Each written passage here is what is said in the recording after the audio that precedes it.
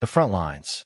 The artillery fire shook the makeshift field hospital as Lieutenant Sarah Mitchell checked the bandages on her 43rd patient of the day. The year was 1944, and the Allied forces were pushing through France, leaving a trail of wounded men in their wake. The canvas tent that served as their medical facility was barely holding together. It seemed straining against the autumn wind that carried the acrid smell of gunpowder and blood. Sarah was 26 years old, with steady hands and eyes that had seen too much death for someone so young. She had volunteered for the Army Nurse Corps 2 years earlier, driven by a desire to serve her country after her brother had died at Pearl Harbor. What no one knew, not her commanding officer, not the doctor she worked alongside, not even her best friend Elizabeth who bunked next to her, was that she was 3 months pregnant. The father was Lieutenant James Mitchell, a fighter pilot she had married in a rushed ceremony during his last leave. 3 days after their wedding, his squadron had been deployed to the Pacific Theater. She had discovered her pregnancy a week after he left, and the telegram informing her of his plane being shot down over the Philippine Sea had arrived a month later. Missing in action, presumed dead. Sarah had made the choice to keep her condition secret. She knew the regulations. Pregnant nurses were immediately sent home. But she couldn't leave, not when so many men were dying, not when her hands could make the difference between a soldier seeing his family again or being buried in foreign soil. She wore loose-fitting uniforms, worked through morning sickness that she disguised as exhaustion, and told herself she would reveal the truth when she could no longer hide it. The tent flap burst open, and Captain Reynolds, the chief surgeon, rushed and covered in mud and blood. "We got incoming," he shouted. Major offensive went sideways. Expect 50 casualties within the hour, maybe more. Sarah's heart raced, but her face remained calm. She had learned to compartmentalize, to push fear and emotion into a locked box in her mind that she could open later in the dark hours before dawn when the nightmares came. She moved quickly, organizing supplies, preparing beds, boiling instruments. The other nurses followed her lead. There were 5 of them in total, all equally exhausted, all equally determined. The wounded began arriving on stretchers, in jeeps, some walking and supporting others who could barely stand. Blood soaked through uniforms.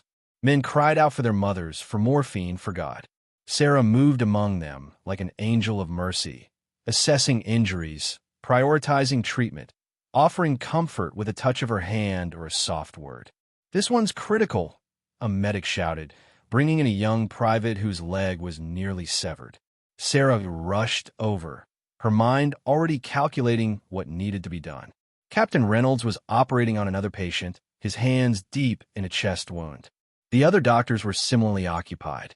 "I've got him," Sarah said, her voice steady despite the tremor in her hands. She had assisted in dozens of surgeries, had learned techniques that Army regulations said nurses shouldn't perform. But in the chaos of war, regulations became suggestions, and necessity trumped protocol. As she worked to save the young private's life, feeling the subtle flutter of life in her own belly, a sensation she had only recently begun to experience, Sarah made a silent promise. She would save as many as she could. Each soldier she sent home was a small victory against the darkness that threatened to consume them all. Each life preserved was a testament to the power of hope in the face of horror. The night stretched ahead, long and bloody. Sarah didn't know it yet, but this would be the beginning of the most challenging 3 weeks of her life. Hidden secrets. The surgery on the young private took 4 hours. By the time Sarah finished suturing the final layer of tissue, her back ached, her feet throbbed, and waves of nausea threatened to overwhelm her carefully maintained composure. She had saved Private David Peterson's leg, but just barely. He would limp for the rest of his life, but he would walk. He would dance at his wedding, hold his children, grow old. That was what mattered. "Excellent work, Lieutenant," Captain Reynolds said, appearing at her elbow. His eyes were bloodshot, his surgical gown stained crimson. "Where did you learn to perform a vascular anastomosis like that?" "I watched you, sir," Sarah replied, which was partially true. She had also spent countless hours studying medical texts by candlelight, teaching herself procedures that might save lives. Someone had to help him, and you were occupied. Reynolds nodded slowly, too tired to pursue the matter further. Get some rest. We have another convoy expected at dawn. He paused, studying her face. You look pale, Mitchell. Are you getting enough to eat? Just tired, sir. We all are. After Reynolds left, Sarah allowed herself a moment of weakness. She leaned against the tent pole, one hand pressed to her lower abdomen, where a small bump was becoming harder to conceal. At 4 months, she was running out of time. Soon, the secret would become impossible to hide, and she would be sent away from the front lines, away from the work that gave her purpose in a world that had taken everything else. Sarah, Elizabeth's voice startled her. Her fellow nurse stood in the doorway, backlit by the gray dawn. You should see this. Outside, the camp was transforming. More tents were being erected, supply trucks were rolling in, and officers were shouting orders. A major push was being planned, which meant more casualties were coming. Sarah's brief hope for rest evaporated like morning mist. The next week became a blur of blood and suffering. The offensive began 3 days later, and the wounded flooded in by the hundreds. Sarah worked 20-hour shifts, snatching sleep in 15-minute increments between emergencies. She set broken bones, amputated gangrenous limbs, held dying men's hands as they took their last breaths. She counted each soldier she saved, 12, 15, 23. Her pregnancy's symptoms intensified. The morning sickness that had plagued her early months gave way to constant fatigue and backaches that made standing for hours during surgery nearly unbearable. She developed techniques to hide her condition, wearing her coat even in the stifling tent, taking breaks under the pretense of checking supplies, positioning herself strategically so the curve of her belly remained hidden. But Elizabeth was beginning to notice. Sarah caught her friend watching her with concern, saw the questions forming in her eyes. They had been through nursing school together, had shared dreams of peacetime careers in city hospitals where they would work regular hours and come home to clean apartments and Sunday dinners. War had changed those plans, changed them. One night, after a particularly grueling 16-hour shift, Elizabeth confronted her in their shared tent. Sarah, I need to ask you something, and I need you to be honest with me. Sarah's heart hammered at her chest. She could feel the baby moving inside her now, small flutters that reminded her of butterfly wings. What is it? Are you sick? Really sick, I mean. Because if you are, you need to tell the captain. We can't afford to lose you, but we also can't have you collapsing during surgery. The lie came easily, practiced over months of deception. I'm fine, Liz. Just exhausted like everyone else. Elizabeth didn't look convinced, but she nodded. All right, but promise me, if something's wrong, you'll say something. Promise me, Sarah. I promise, Sarah whispered, hating herself for the lie, but unable to offer the truth. The breaking point. The winter of 1944 arrived with unusual ferocity, bringing freezing rain that turned the camp into a muddy nightmare and made every task twice as difficult. Sarah's count of saved soldiers had reached 31, but the victories felt hollow against the backdrop of mounting losses. For every man she saved, 2 more died on the operating table or from infections that antibiotics couldn't touch. Her pregnancy was now at 5 months, and concealment was becoming nearly impossible. The bulge of her belly pressed against her uniform, as she had resorted to wearing her largest coat constantly, claiming she felt cold. The other nurses accepted this explanation. They were all exhausted and sick, but Captain Reynolds was growing suspicious. The breaking point came on a night when a massive convoy of wounded arrived during a winter storm. The casualties overwhelmed their capacity, 73 men, many with injuries so severe that survival seemed impossible. Sarah moved among them in the chaos, making impossible decisions about who could be saved and who was beyond help. The medical term was triage, but it felt like playing God. She was working on a soldier with a sucking chest wound when she felt a sharp, stabbing pain in her lower abdomen. The sensation was so intense that she gasped and nearly dropped her surgical instruments. The pain passed after a few seconds, but fear flooded through her. Was something wrong with the baby? She couldn't stop to check, couldn't step away when a man's life hung in the balance.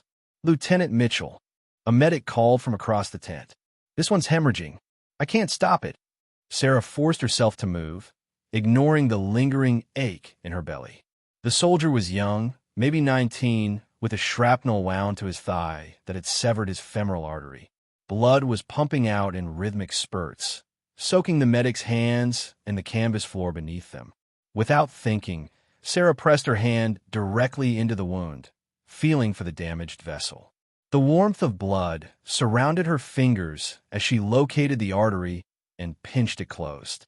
"Give me a clamp," she ordered, "and more sutures. Move." The medic scrambled to obey, and within minutes Sarah was performing another surgery that technically fell outside her purview. Her hands worked with practiced efficiency, but her body was betraying her. Sweat poured down her face despite the cold. Her vision swam, and waves of dizziness threatened to overwhelm her. "Mitchell, you're shaking," Captain Reynolds said, suddenly at her side. "I'll take over." "No, sir. I've almost got it." She couldn't let go now, not when she was so close to saving another life. The count had to reach 50. It had become an obsession, a goal that gave meaning to her suffering. Reynolds watched as she completed the surgery, his expression unreadable. When she finally stepped back, her hands stained red and trembling, he caught her arm. "My office. Now." Sarah's heart sank. She knew what was coming. In the captain's cramped tent that served as an office, Reynolds poured 2 glasses of whiskey and pushed one across the desk to her. She didn't touch it.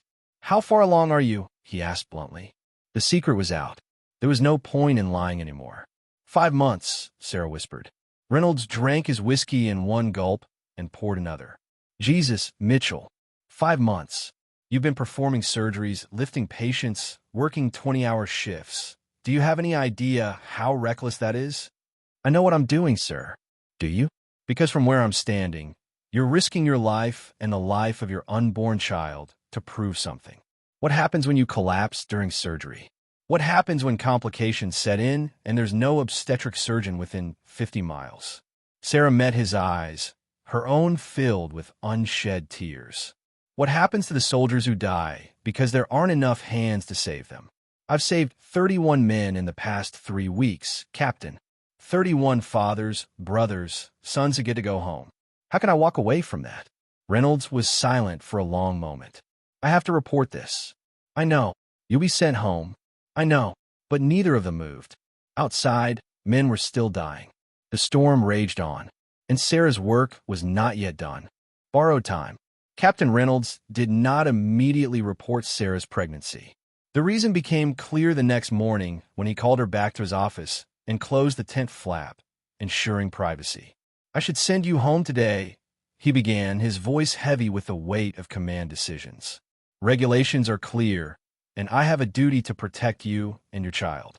But I also have a duty to the wounded men flooding into this camp." Sarah remained standing, her spine straight despite exhaustion. She had barely slept, tormented by nightmares and the fear that her secret's exposure would end everything she had worked for. Reynolds continued, "We're short-staffed. The front is moving faster than reinforcements can arrive, and the casualty rate is devastating. I'm giving you 2 weeks, Mitchell.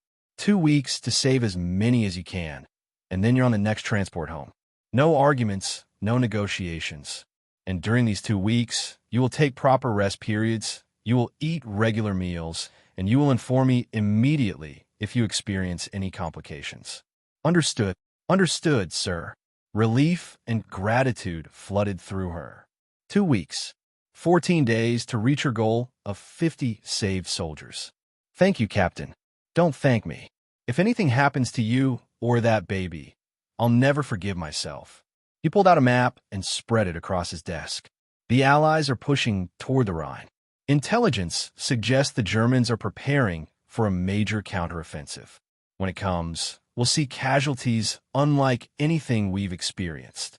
I need you at your best, which means you need to take care of yourself." The predicted counteroffensive came 5 days later in the frozen forests of the Ardennes.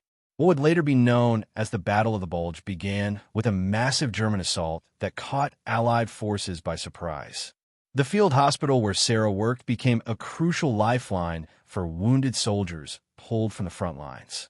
The casualties arrived in waves. Men with frostbite, so severe their fingers and toes had turned black, soldiers with bullet wounds and shrapnel injuries, burns from exploding vehicles, traumatic amputations, and countless cases of shock and exposure. The medical staff worked around the clock, but it wasn't enough. Men died waiting for treatment, their blood freezing on the ground outside the overcrowded tents. Sarah's count climbed. 34, 37, 41. Each saved life came at a cost. Her body screamed for rest that never came.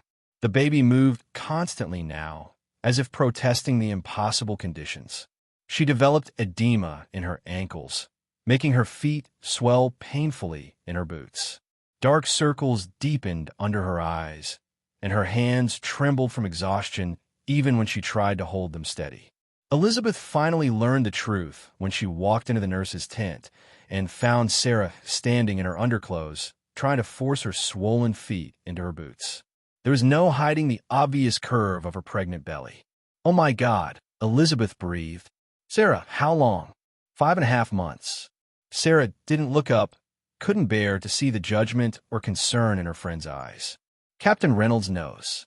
I have a week and a half left, then I'm being sent home. You should have told me. I could have helped covered for you something." "I know. I'm sorry." Sarah finally looked up, tears streaming down her face. I couldn't leave, Liz. Not when there's so much work to be done. Not when every pair of hands matters." Elizabeth crossed the tent and pulled Sarah into a fierce embrace. "You're the bravest person I know, and the most stubborn. Come on, let me help you with those boots." From that moment, Elizabeth became Sarah's protector and ally. She took over Sarah's most physically demanding tasks, positioned herself to shield Sarah's belly from view during medical rounds, and made excuses when Sarah needed extra rest breaks. The conspiracy of two became a lifeline that allowed Sarah to continue working. The count reached 45, then 47. Sarah was so close to her goal that she could taste it, but her body was failing. She experienced contractions. Braxton Hicks, she told herself, just practice contractions that didn't mean real labor. But they were coming more frequently, accompanied by back pain that sometimes took her breath away. 3 days before her deadline, with her count at 49, Sarah was working on a soldier with a penetrating abdominal wound when the strongest contraction yet seized her. She doubled over, gasping, unable to hide the pain. Captain Reynolds, operating at the next table, saw everything. "Mitchell, step away from the patient. Now, I'm almost finished, sir. Just need to." "That's an order, Lieutenant." Sarah stepped back, her hands shaking. Another nurse took her place. Reynolds finished his own surgery in record time, then guided Sarah outside into the cold December air. "You're done," he said firmly. "I'm putting you on the next transport out. It leaves tomorrow morning." "Please, Captain. I'm so close. Just let me." "Tomorrow morning, Mitchell. That's final." Sarah knew she had lost. She had saved 49 soldiers, just one short of her goal.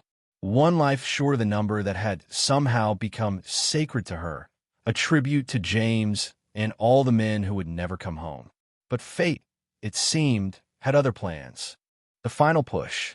Sarah spent that night preparing for her departure, packing the few belongings she had accumulated during her months at the front. The baby kicked persistently, as if sensing the turmoil in her mother's emotions. She had saved 49 soldiers, a remarkable achievement that would receive no recognition, no medals, no official acknowledgement. Pregnant nurses weren't heroes in the eyes of the military. They were liabilities. Sleep wouldn't come. Sarah lay on her cot, listening to the distant rumble of artillery and the closer sounds of suffering men in the hospital tent. At 3 a.m, she finally gave up on rest and pulled on her coat. One last walk through the camp, one last chance to see the place that had become her purpose and her prison. The winter night was bitter cold, the sky clear and filled with stars that seemed indifferent to the humans suffering below. Sarah walked slowly, her hand resting on her belly, thinking about the future that awaited her. She would return to Virginia, to her parents' house where she had grown up. She would have the baby James's child, the only part of him that remained. And she would try to build a life from the ashes of her dreams. A commotion near the motor pool caught her attention. Voices raised in alarm, the sound of engines, medics shouting orders. Sarah's instincts kicked in, overriding her exhaustion. She hurried toward the noise, arriving to find a scene of controlled chaos. A jeep had crashed just outside the camp perimeter, its occupants thrown clear. The driver was clearly dead, but the passenger, a young lieutenant, was alive and bleeding heavily from a wound to his neck. Medics were trying to stop the hemorrhage, but arterial blood was spurting between their fingers. "Get him to surgery," someone yelled. "No time. He'll bleed out before we move him." Sarah pushed through the crowd. She saw immediately that the medics were right. The lieutenant had seconds, not minutes. The wound had partially severed his carotid artery. Without immediate intervention, he would be dead before they could get him inside. "Clamps," Sarah ordered, dropping to her knees beside the dying man. "And a suture kit. Someone get Captain Reynolds." "Mitchell, you're not supposed to." "Now!" Her voice carried the authority of countless emergencies, countless lives hanging in the balance. The medics scrambled to obey. Sarah's hands moved with practiced precision, but the conditions were terrible. The cold made her fingers stiff, the darkness made it hard to see, and her pregnant belly pressed against the wounded man's shoulder as she leaned over him. She ignored all of it, focusing entirely on the delicate dance of surgery. She clamped the artery, watching the blood flow slow to a trickle. Her sutures had to be perfect. One mistake, and the lieutenant would stroke out or bleed out. The baby kicked hard, as if protesting the stress, but Sarah's hands remained steady.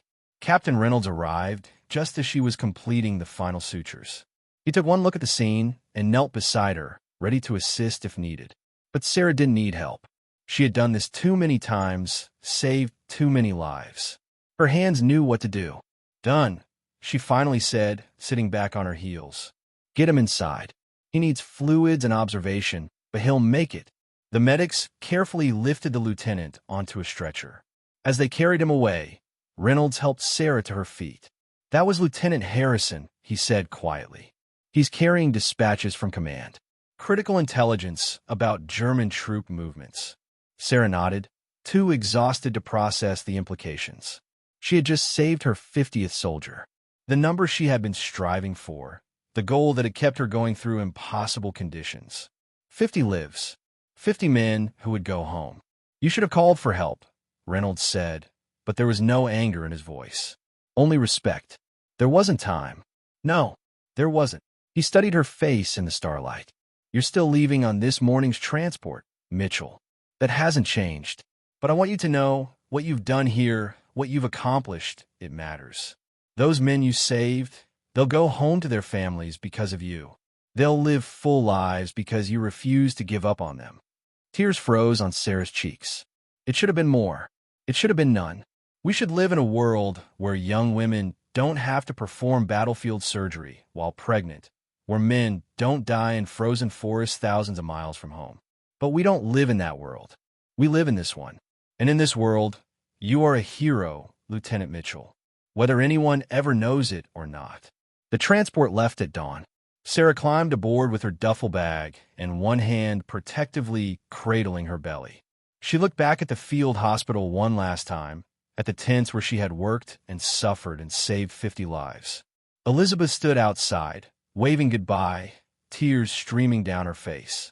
As the truck bounced along the frozen road toward the rear lines and the evacuation point, Sarah felt the baby kick. Strong, insistent movements that reminded her that life continued, that hope endured even in the darkest times. She had survived. The baby had survived. And 50 soldiers would go home because she had been there when they needed her most. The journey home. The evacuation route took Sarah through a landscape ravaged by war. They passed burned-out villages, abandoned tanks rusting in snowy fields, and columns of weary soldiers marching toward the front. The truck convoy moved slowly, stopping frequently for security checks or to yield to military traffic heading in the opposite direction. Sarah shared the transport with a dozen other evacuees. wounded soldiers headed for hospitals in England, a chaplain being rotated out after nervous collapse, and 2 other nurses being sent home for various reasons. None of them knew about Sarah's pregnancy. She wore her heavy coat and kept to herself, exhausted beyond measure but unable to sleep despite the truck's swaying motion. The baby was active, moving and kicking constantly as if celebrating their escape from the front lines. Sarah placed her hand over her belly, feeling the life inside her, and thought about James. He had been gone 4 months now, lost somewhere over the Pacific. She still couldn't bring herself to believe he was truly dead. Missing in action meant there was hope, however slim. She clung to that hope like a lifeline, imagining the impossible, James returning home to find her with their child. On the second day of travel, they reached a larger military hospital situated in a converted chateau 50 miles behind the lines. Sarah was told to report to the obstetric ward for examination before continuing her journey. The nurse who greeted her was British, middle-aged, with kind eyes that had seen their share of wartime suffering. "Lieutenant Mitchell? I'm Nurse Worthington. Let's get you checked, shall we?" The examination room was clean and warm, a shocking contrast to the primitive conditions Sarah had endured for months. Nurse Worthington was thorough but gentle, checking Sarah's blood pressure, feeling her abdomen, listening to the baby's heartbeat with a Pinard horn. "Your blood pressure is elevated," Worthington said with concern, "and you're showing signs of malnutrition and exhaustion. What have conditions been like at your posting?" Sarah gave a carefully edited account of her work, omitting the surgeries she had performed and the impossible hours she had kept. Even so, Worthington's expression grew increasingly troubled. "Lieutenant, I need to be frank with you. Your body has been through tremendous stress. The fact that your pregnancy has progressed this far under such conditions is remarkable, but you're not out of danger yet. You need complete rest, proper nutrition, and careful monitoring. I'm recommending you stay here for at least a week before continuing to England. I appreciate your concern, nurse, but I've been ordered to return to the States as quickly as possible. Orders can be modified when medical necessity demands it. I'll speak with the commanding officer here." Worthington's tone left no room for argument. "In the meantime, you'll be assigned a bed in our recovery ward. Hot meals, warm baths, and sleep. Doctor's orders." Sarah was too tired to protest. She allowed herself to be led to a ward where clean white sheets and a real mattress awaited. The luxury of it brought tears to her eyes. She hadn't slept in a proper bed since leaving for the front lines, hadn't felt truly clean or warm or safe. The week she spent at the Chateau Hospital became a period of physical and emotional recovery. She slept for nearly 20 hours the first day, waking only for meals. Gradually, her body began to heal. The swelling in her ankles decreased, color returned to her cheeks, and the persistent ache in her back eased. The baby seemed to settle too, as if sensing its mother's improved condition. During her stay, Sarah befriended other patients and learned their stories. There was Private Wilson, who had lost both legs to a landmine, but maintained an infectious optimism about his future. Sergeant O'Brien, a tough Irish-American who had survived 3 bullet wounds and was determined to return to duty. And Captain Margaret Stevens, a nurse like herself who had contracted pneumonia in the field and nearly died. "You were at the front?" Margaret asked one afternoon as they sat in the chateau's library, which had been converted into a recreation room. "How long?" 8 months, Sarah replied. "Near Bastogne most recently." Margaret whistled low. "That's where the worst of the fighting has been. I heard the casualty rates are staggering." She paused, noticing Sarah's hand resting on her belly. "And you were pregnant the whole time?" "Not the whole time. Most of it, though. God almighty. How did you manage?" "The physical demands alone. You do what you have to do," Sarah said simply. "There were men dying. I couldn't leave them." Margaret nodded slowly. "I understand. I really do. But Sarah, may I call you Sarah? You need to understand that what you did was extraordinary. Most women would have gone home the moment they discovered they were pregnant. You stayed and saved lives at tremendous risk to yourself. That takes a special kind of courage." The conversation stayed with Sarah. She had been so focused on reaching her goal of 50 soldiers that she hadn't stopped to consider the larger implications of her actions. She had simply done what seemed necessary, what honor and duty demanded. The recognition from another nurse, someone who understood the realities of frontline medical work, meant more than any official commendation could have. On her 7th day at the chateau, Sarah received unexpected news. A Red Cross worker found her in the library and handed her a telegram with trembling hands. Sarah's heart stopped. Telegrams meant death notifications, meant that someone you loved wasn't coming home. With shaking fingers, she opened the envelope and read the message inside. Then read it again, unable to believe what she was seeing. Lieutenant James Mitchell had been found. He had survived his plane crash, been captured by Japanese forces, and held as a prisoner of war. 3 days ago, his camp had been liberated by American forces advancing through the Philippines. He was injured but alive, recovering in a military hospital in Manila. James was alive. Sarah's legs gave out, and she sank into the nearest chair, the telegram clutched in her hand. Tears streamed down her face. Tears of joy, relief, and overwhelming gratitude. Against all odds, both she and James had survived. Their child would have a father. The future she had thought lost forever was suddenly, miraculously possible again. Revelations. Sarah's journey home accelerated after receiving news of James's survival. Within 2 days, she was aboard a hospital ship crossing the English Channel, then transferred to a converted ocean liner carrying wounded soldiers and evacuees back to the United States. The Atlantic crossing took 9 days, with the ship zigzagging to avoid German U-boats that still prowled the waters despite the war turning in the Allies' favor. The ship was crowded with hundreds of passengers, most of them wounded men being sent home for recovery or discharge. Sarah helped in the ship's medical bay despite technically being a patient herself. The doctors didn't object. They were overwhelmed with serious cases, and Sarah's experience was evident in every movement, every quick assessment, every competent intervention. She befriended a young soldier named Tommy Brennan, barely 19 years old, who had lost his right arm to shrapnel at Bastogne. He was from Boston, the youngest of 5 brothers, and terrified of returning home incomplete.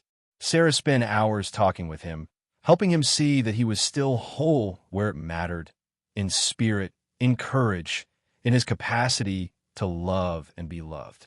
"My girl, Mary, she writes that it doesn't matter," Tommy said one evening as they stood at the ship's railing, watching the sun set over the Atlantic. "But how can it not matter? I'm not the man she fell in love with." "You're exactly the man she fell in love with," Sarah replied gently. "The arm doesn't make you who you are, Tommy. Your heart does. Your character does. The sacrifices you made for your country do." She placed his remaining hand on her belly, letting him feel the baby kick. "This child will never meet their father as he was before the war. He's been through things that changed him, that marked him in ways no one could see. But I will love him anyway, because love isn't about perfection. It's about seeing someone completely and choosing them anyway." Tommy was quiet for a long moment, then nodded. "Thank you, Lieutenant. I think I needed to hear that." The ship docked in New York Harbor on a gray January morning. Sarah stood on deck with hundreds of others, watching the Statue of Liberty emerge from the mist. The sight of it, that symbol of freedom and hope, brought tears to her eyes. She was home. After 8 months of war, of death and suffering and impossible choices, she was finally home. Her parents met her at the dock, her mother sobbing with relief, her father trying to maintain composure, but failing when he embraced his daughter. They had known about her pregnancy for a week. Sarah had written to them from the Chateau Hospital, but seeing her in person, seeing the evidence of what she had endured, was overwhelming. "Oh, Sarah," her mother whispered, holding her close. "My brave girl. My foolish, brave girl." The journey to their home in Richmond took most of the day. Sarah slept in the back seat of her father's car, lulled by the familiar landscape of Virginia rolling past the windows. When she woke, they were pulling into the driveway of the house where she had grown up, a white colonial with a wraparound porch and oak trees in the yard. The next few weeks passed in a blur of doctor's appointments, debriefings with Army officials, and preparations for the baby's arrival. Sarah was now 7 months pregnant, and her doctor was amazed that both she and the baby were healthy, given what she had been through. "You're made of strong stuff, Mrs. Mitchell," he said with admiration. "This baby, too." Sarah spent her days reading, resting, and writing letters to James. The Army had arranged for mail service to his hospital in Manila, and she wrote every day, telling him about their child, about her time at the front, edited for his peace of mind, about her dreams for their future. His responses came slowly, delayed by distance and the chaos of the war, still raging in the Pacific, but each letter was precious. In one letter, James wrote, "I thought I would die in that prison camp. I had given up hope, made peace with never seeing home again. What kept me alive was the memory of our 3 days together, of your face when we said our vows. Now you tell me we're having a child, and suddenly the world has meaning again. You saved my life, Sarah, long before those Marines kicked down the gate of my prison. You saved me by giving me something to live for." Elizabeth wrote, too, from the field hospital in France. The unit had moved forward with the advancing Allied forces, and the work continued to be brutal. "We lost another nurse last week," Elizabeth wrote. "Shell strike hit the hospital tent. Sometimes I think about how close you came to being here when it happened, and I thank God that Captain Reynolds sent you home when he did. We're all exhausted, all running on fumes and determination. But knowing that you made it out, that you and the baby are safe, that gives us hope, Sarah. You're proof that we can survive this war and have a future worth living for." In February, Sarah received a surprise visitor. Captain Reynolds appeared on her parents' doorstep, having been rotated back to the States for a well-deserved leave. He was thinner than she remembered, his face lined with exhaustion, but his eyes were kind. "May I come in, Lieutenant?" They sat in the parlor, drinking coffee that Sarah's mother served with homemade cookies. Reynolds seemed uncomfortable at first, out of place in the genteel surroundings so different from the mud and blood of the front. But gradually he relaxed, and they talked about the unit, about the soldiers they had saved and lost, about the toll the war had taken on everyone who served. "I came to tell you something," Reynolds finally said, "and to give you this." He pulled an envelope from his jacket pocket. "I've written a full report of your service at the front. Every surgery you performed, every soldier you saved. I'm recommending you for the Bronze Star." Sarah's eyes widened. "Captain, I broke regulations. I concealed my pregnancy, performed procedures outside my authority." "You saved 50 lives," Reynolds interrupted firmly. 50 men who would have died without your skill and dedication. The Army doesn't give out medals for following regulations, Lieutenant. They give them out for courage, for service above and beyond the call of duty. What you did was both." He pressed the envelope into her hands. "Read it when you're ready. And Sarah, I'm proud to have served with you." After Reynolds left, Sarah opened the envelope and read his report. He had documented everything, not just the surgeries and saves, but her leadership, her calm under fire, her ability to inspire other nurses to reach beyond their perceived limitations. He had written a portrait of a hero, and Sarah barely recognized herself in his words. That night, lying in bed with her hand on her belly, feeling the strong kicks of her child, Sarah thought about the path that had brought her here. The loss and pain, the impossible choices, the burden of secrets kept and lives saved. She thought about the 50 soldiers who were alive because she had refused to quit, refused to let her pregnancy end her service when she was most needed. "Your father is coming home," she whispered to her unborn child, "and you're going to have the most amazing life. We're all going to have amazing lives. We survived. We made it through." The baby kicked in response, a strong, healthy movement that felt like agreement. New beginnings. Sarah gave birth to a daughter on March 15, 1945, during a spring rainstorm that washed the Virginia earth clean. The labor was long but uncomplicated, and when the doctor placed the tiny, squalling infant in her arms, Sarah felt a completeness she hadn't known since James's disappearance. She named her Hope Elizabeth Mitchell. Hope for the future they would build. Elizabeth after the friend who had protected her secret and saved her countless times through kindness and courage. James's telegram arrived 2 days later. Coming home, stop. Arriving, April, stop. Love you both, stop. Sarah read it so many times the paper grew soft from her tears and handling. Her family rejoiced. Neighbors brought flowers and food, and the whole house seemed to glow with anticipation. Hope was a good baby, calm and observant, with James's dark hair and Sarah's green eyes. Sarah spent hours watching her sleep, marveling at the miracle of her existence. This child had survived impossible odds, had grown and thrived in Sarah's womb while her mother performed battlefield surgery, endured freezing conditions, and pushed her body beyond all reasonable limits. Hope was a fighter, just like her mother, just like her father. Elizabeth's letters continued to arrive from Europe. The war there was entering its final phase. In April, the Allies crossed the Rhine River. In May, Germany surrendered. The field hospital where Elizabeth served was being converted into an occupation facility, and she wrote about the strange experience of treating former enemy soldiers alongside Allied personnel. "I think about you every day," Elizabeth wrote, "about your courage and what you accomplished. You showed all of us what was possible, Sarah. You proved that women could be so much more than the Army gave us credit for. I'm planning to go to medical school when I get home. I want to be a surgeon.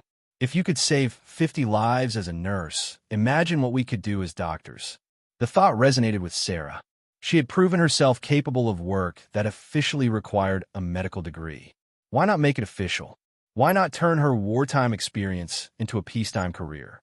She began researching medical schools that accepted women, writing letters of inquiry, planning for a future that suddenly seemed full of possibility. James arrived home on a warm April afternoon. Sarah was in the front yard with Hope, sitting under the old oak tree when the taxi pulled up. She saw him through the leaves, thinner than she remembered, moving with a slight limp, but unmistakably her James. He paid the driver with shaking hands, then turned to look at the house. Their eyes met across the distance. For a moment, neither of them moved, both struggling to believe this moment was real. Then James dropped his duffel bag and ran toward her, and Sarah stood with Hope in her arms, and they collided in an embrace that erased all the months of separation and fear. "You're here," Sarah sobbed. "You're really here." "I'm here. I'm home." James pulled back to look at her face, his hands framing her cheeks, his thumb wiping away her tears. Then he looked down at the bundle in her arms, at the tiny face peering up at him with solemn eyes. "Is this your daughter, Hope Elizabeth Mitchell? Meet your father." James carefully took the baby, holding her as if she were made of spun glass. Hope blinked at him, then reached up with one tiny hand and grabbed his finger. The grip was strong, decisive, and James laughed, a sound Sarah had feared she would never hear again. That evening, after Hope was asleep and Sarah's parents had tactfully retired for the night, Sarah and James sat together on the porch swing. She told him everything, about the pregnancy, about the 50 soldiers, about the surgeries and secrets and impossible choices. James listened without interrupting, his arm around her shoulders, his face a mixture of awe, horror, and pride. "You should have told me," he said when she finished. "Before I deployed, you should have. Would you have gone if you'd known I was pregnant?" James was quiet for a long moment. "No, I would have requested a transfer to a training posting, stayed stateside to be with you. And I would have been sent home immediately instead of saving 50 lives. Some things happen the way they're meant to, James. I'm not saying it was right or wrong. I'm just saying this is what happened. And we all survived. 50 soldiers," James mused.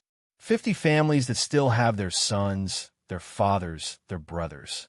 Because of you." He turned to face her fully. "You're a hero, Sarah. Whether the Army recognizes it or not, whether anyone ever knows the full story, you're a hero." Captain Reynolds' recommendation did result in Sarah receiving the Bronze Star, though the citation was carefully worded to avoid mentioning her pregnancy.